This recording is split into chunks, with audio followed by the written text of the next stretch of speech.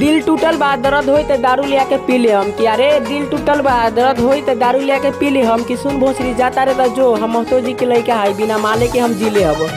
के तो झर जाई हो महतो जी से पाला जब पड़ जाई हो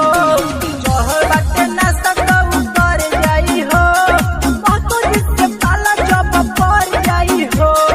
महतो जी से पाला जब कि आन बन शान से चलिह तू गुमान से कि आन बन शान से चलिह तू गुमान से केहू पूछी तो कह दिए हमर के जा जान हम चौहान के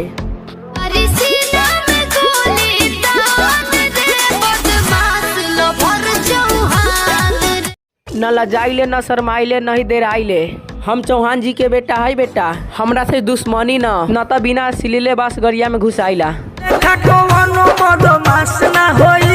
चौहान जी के रेल बड़ा दास ना होई हम नीले